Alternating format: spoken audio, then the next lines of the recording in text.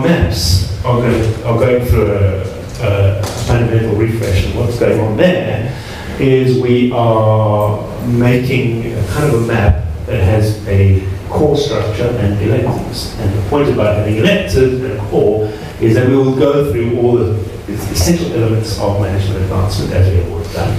The electives will allow us to focus on industry specifically, whether we're in the financial services industry, or in the pharmaceutical industry, or in the tourism industry, so on and so forth. So in fact, we are going to have stuff that faces the market as an industry focus now. And this is what people are asking us for. Okay. This is the kind of customization that people are calling for, and obviously we're all ready to customize them. I'm going to talk about it in a few minutes. With a caveat, and I'll bring up the caveat later. Top tier is our new program, new flagship senior executive program. This is meant to be for the highest of the high that you're going to get in executive education, right? Once people top out in the C-suite and board and so on and so forth, you're not going to get them into any education. That's still let up, right?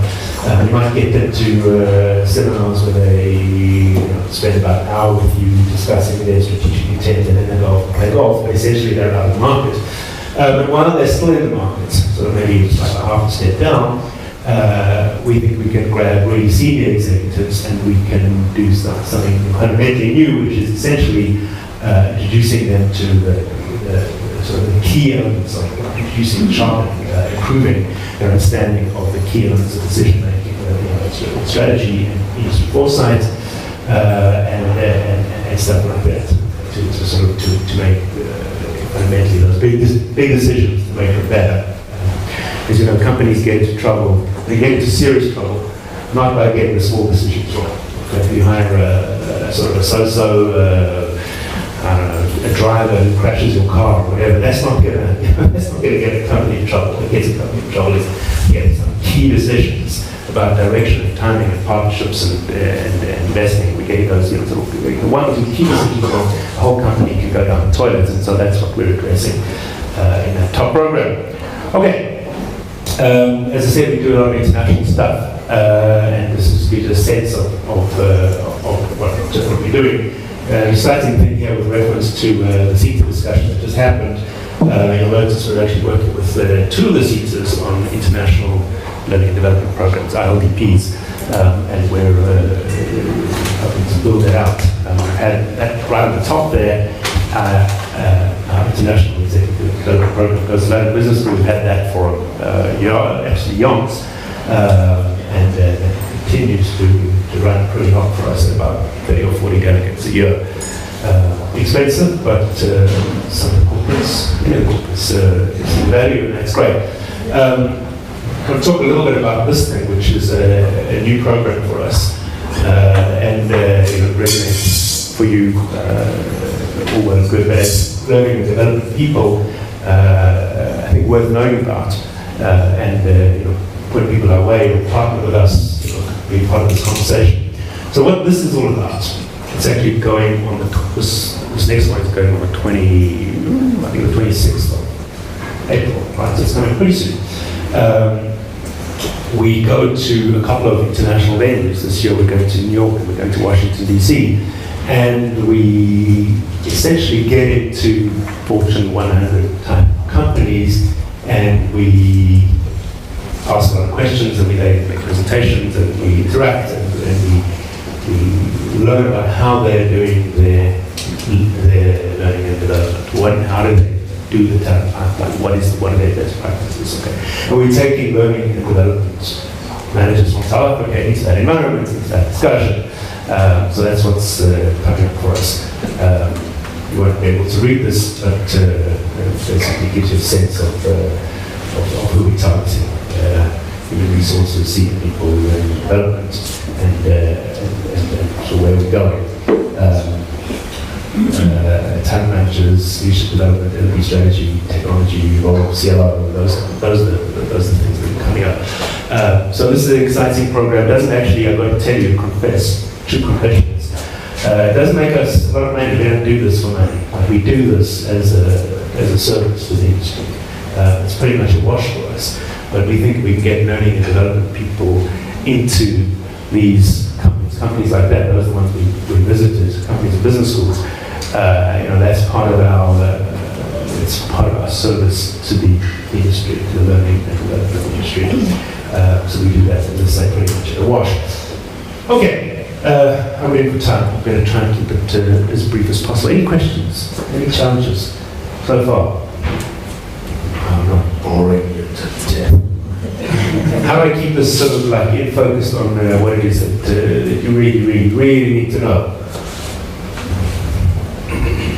Okay, I'll continue. I assume, as they say, qui tacet consentire. Anyone did any Latin? Yeah? No. I had see, I'm old enough, early enough to have the forced march to 5 years of Latin in high school. Yeah, in Johannesburg, right? And so, yeah. Okay. So, this is a little more of a kind of a peering into what we do in organization. Okay, this is our philosophy and what we try to do. I don't think there's any particular surprise element here. We're obviously trying to be part of the conversation that's going on in the company. What are their needs? What are the gaps in terms of human capital is it where it needs to be, and then applied learning and development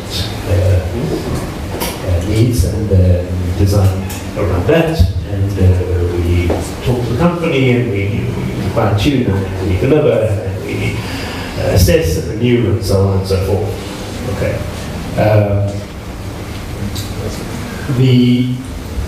The key thing I would say that they say in strategy you've got to be a low-cost player or a differentiator, right? You can't be both and you can't be neither. Anyone heard that? Low-cost, no? Strategy 101? Okay. You do need to be one or the other. This is Michael Porter theory. And our differentiation is really that we sit on top of faculty that matter. Okay. Now, I'll confess to you, second confession of the day, we can't use all our academics in executive education. Why not? Because some of them are just impossibly academic. So we've got to kind of brush those aside. But we do have people who are not just trainers. I mean, that's the essence of it.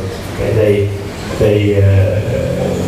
They know how to think about the management challenges and problems. They'll be talking at the seat level, and then we get in. We don't let them just do what they want to do, right? We get in and co-design and develop and we marshal them.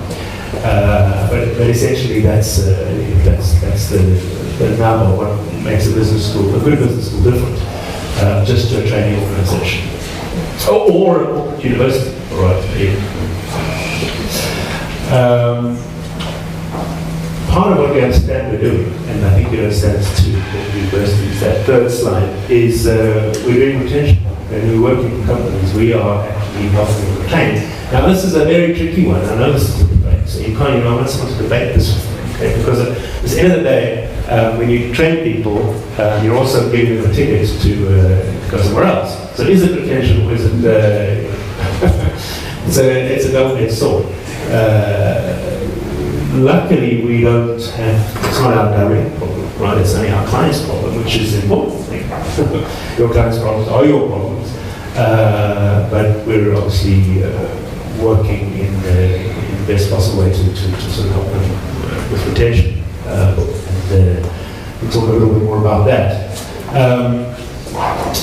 As a business school, this is fourth bullet here, as a business school, we are essentially helping people ultimately address things in an innovative way, in a new way, to come to understand that that we create the information environment and build the skills, but if companies are really going to get ahead, and when we're talking to managers and leaders and senior people, they have to, they've got to engage with a new perspective and they've got to innovate. Right? If they're not doing that, we're not doing our job. So that's part of it. Okay. The name of the game, as you know, is customization. All right, and we do that. We're a little constrained by the university itself, which here's another double-edged sword, right? The university, any program that you do with WITS Business School is accredited by WITS University itself. Okay, it's not I accredited or some academic or someone somewhere decided to run this. Okay, it's actually been through all the formal processes of the university, exactly the same process as a full degree, by the way. Okay, so it's pretty strenuous. So this is good in the sense that if a client comes to us for a program, they know that that has been through, like the SABS stamp of approval, right? They've taken this program, they've dropped it off a 5-story building, and they've washed it down the toilet, and they've done all that stuff that they do. But I still call it SABS here. Something Bureau of Standards, right? We got an SABS stamp, right? So we got that. But obviously the tricky thing for us is that it makes it quite hard to customize because we've got to get these things through the approval process. So we're not as nimble as we like to be, and we have a fight about this just about every single day. And part of my job, part of Devin's job, is to navigate this little dispute, right? But you can see both sides of that. But the issue that comes up for me, I look at more and more. I mean, we do want to customize. Customize is the relevance point that was made earlier. But here's the issue. Does customization not have a downside? Okay. Can there be too much customization? Tell me. It narrows what's being delivered so that it becomes not usable. So, I mean, if you're talking about training people that to be valuable, if you customize it so much that you're narrowing focus to the point where all you're addressing is one single outcome for a business and not the rest of the knowledge spread that they need to actually be really useful. Great, so that's it. It's fine. Do we? Did anybody else hear that? Okay, say it again, I don't want to hear it. What I said was that it narrows the focus of the program to the point where you lose an awful lot of the knowledge that should have been passed on because it becomes so focused on the needs of a particular business outcome that the broader learning gets lost. That's it, right? Comment here?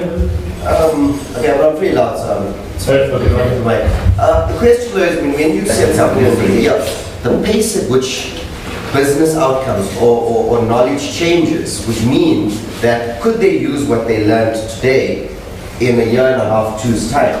So if you are going to keep them in the company for a year, and the intention is to retain people for that year, should you not make it business relevant for your specific business, in which case you tend to retain them because they can't, it's not portable skills. So do you use it as a device for retention by making it to a certain degree customizable to your work environment? Okay, interesting, right. So it plays into this issue of retention, right? If it's customizable to this particular work environment. All right. We've obviously got a bit of a trade-off here. The way that I see it, and comment was made there, very well maybe better than I would even have put it. But essentially what you got, it's always a trade-off of focus, okay? Focus versus growth. You've got focus, you've got exactly what you need, and you take certain people through that thing, right? Great. As you go up in an organization, what you really got to worry about is stuff that you don't know about, right? Either known unknowns or unknown unknowns, or not even in a sense of threat, but in a sense of opportunity, just getting a sense of perspective of how other organizations are dealing with other challenges, and somehow it mulches around and feeds into your perspective. And in fact, right, you've got something that's too narrowly customized. Who's making the decision about in which way to customize? And does that person have enough perspective? Have they got the full range? Do they see the full range of threats and opportunities that are facing this industry and this company? So in fact, sometimes you can I just bring you a sense of the debate in the way in which should be thinking about it. Just give you an example because I don't want it to be too airy-fairy up in the air. There's a company called, you guys might know this better than I do because I'm not a skier. They're called something like Rossinier. Is that right? Rossinier ski, they make ski apparel. I know ski is not very big in South Africa, but there's a company, it's called Rossinier.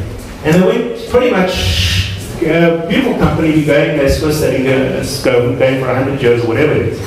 And they made a pretty dramatic mistake and they lost an enormous amount of shareholder value. And you know what the mistake was? They were huge in the Japanese market. Selling sort of 2 million sets of skis and all the ski apparel, all this and whatever, selling it up and down, investing. You know what went wrong? What went wrong is the Japanese, sort of a little bit of a bounce in the economy, not so great, but essentially, the Japanese ski on PlayStation. Okay? They ski on PlayStation. They don't ski anymore. They ski on a few, but essentially the market collapsed because the technology got good enough that you could have a virtual experience that was, you know, absolutely a million for the price. And, you know, in a place like that. And I bring this to you, why do I bring this to you? I bring this to you because if you were actually you're working for Rossini and you were saying, well, okay, we need to have a customized program for our managers, right? Who's to say what should be customized to do, right? Oh, well, we're in the apparel business, and we're in the sporting equipment business, so we need to know, and materials expert, you know, marketing, essentially, okay, you get the point, I don't want to elaborate, but this is part of what's going on. Where to customize is not actually such a simple debate, one I think. This gives you a sense of the people we're working with, other business schools and companies. We're also in a slight update, we're in a relationship now with, I'll take you in a second, with Ernst & Young, we're working with them, we're working with Jeeps up there. And developing now relations with Donna in Washington, D.C. and Yale. Yale has got a whole Africa education program, so we're getting involved in that. We're also in a 5-school consortium delivering to Barclays. The 5 schools are Singapore National University, Babson, Cass, what's the one I'm missing? SMU. It's there. Okay, there's a couple I can't think of it. Okay. Question? Not a question, just a comment. However, I do feel that if you are an industry leader and you are known as an industry leader, you have rights actually to have them customized. You know, just questioning what you're saying. And if you really are known in the industry as that leader, surely the customization shouldn't be such a problem. Yeah, you totally have a right. You totally have a right. Right? Aside from being the client, the customer is always right. You totally have a right to customization. I'm not disputing that for a minute. The question is, what are the limits? And what is the role of a business school? You know, sort of senior business thinkers and intellectuals in a certain sense, in pushing back to a company and going, you know what, you're actually over-customizing. That's the, you know, it's just a debate. But, you know, the customization is, you know, it's a given. Not, as my grandfather eloquently put it, you know, there's no sense pissing against the wind, because you just get your shoes wet, right? So I'm not pissing against the wind. I'm just talking about the wind. This is sort of the last thing that I want to put there on the podium, so we don't, so he gets a little air time. We have a leadership development center, a specific thing, okay? And what that's about is all the things to do with personal development and personal mastery and understanding oneself, the psychometric assessments it starts with, and then becoming the leadership personality in terms of your presence and voice and your approach to managing people there, so not just developing managers but developing leaders. Okay, now there's obviously a huge intersection between leaders and managers, and there's a lot of debates, so you would see these sort of definitions, there's a crossover. Okay, but one can get into managerialism, right, where it's all about processes, and leadership is essentially about motivation, getting people to follow you, getting inspiring people, and it's also ultimately about getting the big questions right, making the big decisions right. You think the captain of a ship or a president or a country or whoever it is, okay, leadership is ultimately not just motivational, it is in a large extent, but it's also getting those key strategic moves right. So this is what our leadership development center is about. There are a few more slides, but you guys have helped me not to get through my slides, so that's good. I taught you. Just a few more that take us through the Leadership Development Center. Devon, why don't you come up and introduce yourself, say what you do, and try not to get poached by the people who need your center experience. And, I'll come back in 10 minutes. Good afternoon, everyone. Thank you. What a lovely venue to be at. And I see a few familiar faces from the seaters, etc. I'd like to share a few of my experiences with you, but I heard Martin tell us before he introduced Adam around this communication issue between the seaters and higher education. Having worked with the seaters for 12 years, when I got to WITS Business School, I'm sitting on the other side of the table now for a change, attending tender briefings, etc., understanding what the client is looking for.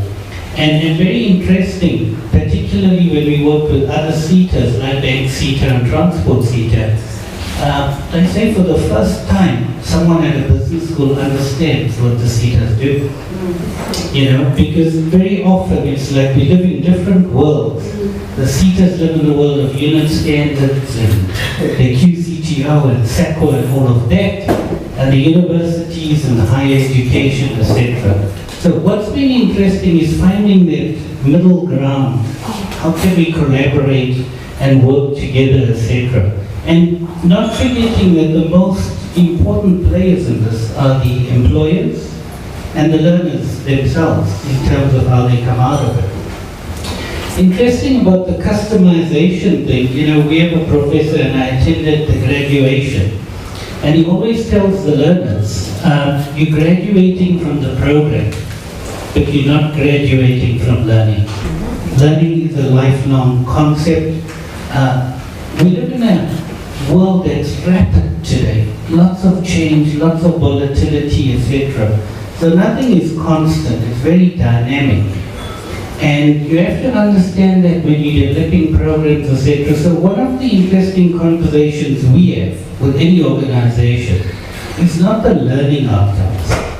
What is the business outcomes that you're looking for? What is it that you're really trying to achieve? What are the major challenges that you're facing?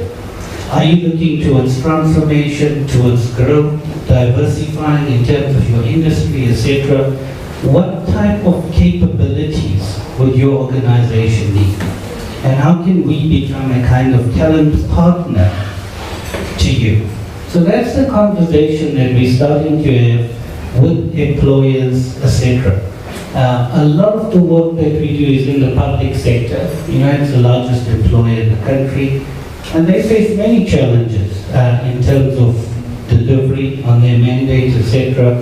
And so we have huge intakes of learners, etc. in terms of public sector programs, etc. Interestingly, even though we are graduate school, and Adam and I have had this discussion, the issue of access. Universities are deemed to be elitist, more so a business school. And we've had an interesting conversation recently, I just want to share a bit with you, is that can we offer a foundational program in management? Particularly, a lot of managers today, I call it an accidental occupation.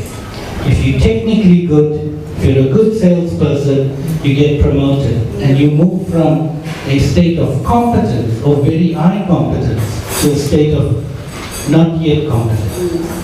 Okay, you may have developed some insights in terms of management, etc. And how do we plug that gap? Very often, managers are left to their own devices. And in South Africa particularly, you have this issue, if I share and show you too much, you're going to take my job. So the mentoring, the coaching, that dimension, it's very complex.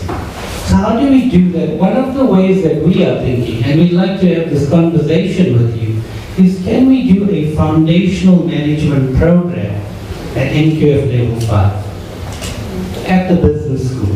And you teach people about managing people, understanding the coaching, the development, nurturing the talent, because often the people cause the most damage in companies, and it's often said we are our own worst enemies. Management is its own worst enemy.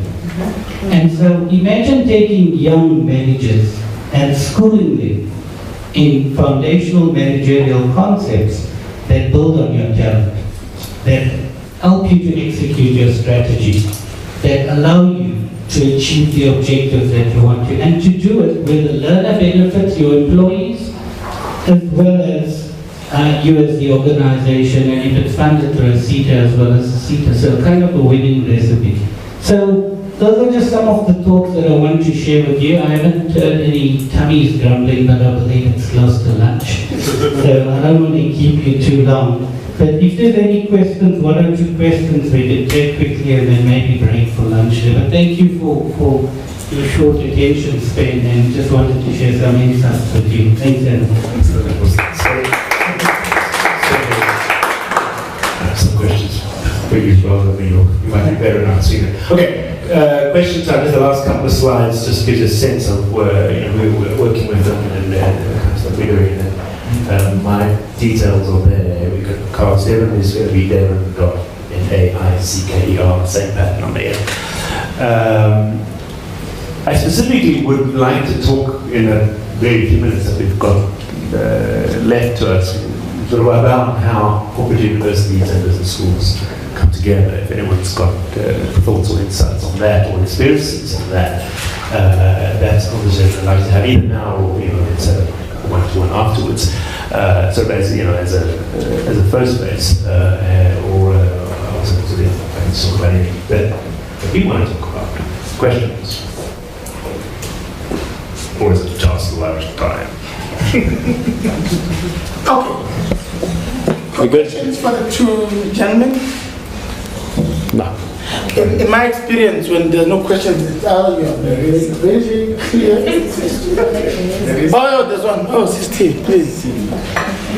I just wanted to just add my voice on the CETA issue, because I think most of the things when we broke the commissions and we came back and somehow we had the same feeling of, CETAs as we experience them are like a blockage in the transformation process that we're looking at. That's how we experience them. So I'm glad that we're here, but now we are also in an institution. And then the question that Adam said, or it's a question or it's a comment on corporate universities and universities coming together, and maybe you will assist, because truly our experiences with the CETAs, coming from diverse backgrounds, but they are the same. So maybe we will come up with something with the corporate university or with a seminar like this one, where we'll be talking how can they be streamlined in such a way that they become user-friendly, that they are able to accommodate people's needs, and then they are also, it's where people can go to and source for information and help them without being said to be holding on the whole day. Someone said they were phoning in the call center, not user-friendly. Maybe some of these things that can be, really, because we feel that they are blockaging what we're trying to achieve, and I'm glad you're here, but do help. I think it has to do with partnerships. We've got to find. I've been in the CETA environment long enough for 12 years, and I understand some of the challenges. They're certainly not a perfect system, but well intentioned. Being in the business school now, etc., I think we need to have the dialogue where we invite employers, be it civil society, be it labor, etc., where we work in coordination with the CETA, with the employer, and form a collaboration. At WITS Business School, we're happy to say we form collaborations with private higher education. You see Adam put Duke University there, Duke Corporate Education, sorry. It's the #1 corporate education in the world, and it's been so for 11 years. And that speaks for itself. And they say to us, if they go to the employer's first question the employer asks them, are you accredited? Okay, and they're not accredited. So they deliver the best in the world, but they're not accredited in terms of a university. In fact, they pulled out of a university because they wanted to have the freedom and the agility to find fit-for-purpose programs. that employers feel, and the boards and the shareholders, that there's a huge return on that investment. And the employers that invest in those kind of programs are starting to see it. And Adam alluded to that as much as we're part of the university, we are trying to innovate, and we have a self-accreditation status. So if you as the employer or a seater find there's a particular need, and the time to accreditation at the university, if we really have to look at our quality management system, we can do that in 3 weeks. Okay, it's called an accelerated process. Now, some of you, if you follow a qualification process, etc., you know it can go anything from 6 months. I don't know what the worst experiences out there, but on average, 18, 24 months. By the time you develop the qualification, part of it is obsolete. Yes. Okay. Furthermore, we must not make the assumption that a lot of learners out there start from a blank piece of paper. They've picked up experience, they've learned in many different forms. How do we capture that and build on it with short courses and programs? And that's where, as executive education, we can play an amazing role in terms of building those blocks, those ladders of learning that you feel you need to address in terms of building the capabilities in your organization. So we invite you as WITS to come and have that conversation with us. If there's a particular issue, even if you're a private provider, if you're a seater, in whatever capacity you're sitting here, we'd like to start the conversation and the dialogue with you about being learning and development partners, finding sustainable and value-adding solutions in terms of how we do that. So let's not see communication as a barrier. Let's find the opportunity to pick up and take it forward as we move into this 21st century. And co-design. We also have the ability at WITS Business School through the university where 50% can be our content. So talking about an academy corporate university model, you could bring 50% of the content of your academy. So Bosasa, you could do that. And we could have a academy program certificated by Bosasa as the academy and WITS University as your public accrediting partner with a 50-50%. So the opportunity and the space exists. It's about how you have that dialogue, how you make it work, and how can we deliver. And that's not just open to Bosasa, but to anyone here. I'm going to ask the two of you gentlemen to wrap up.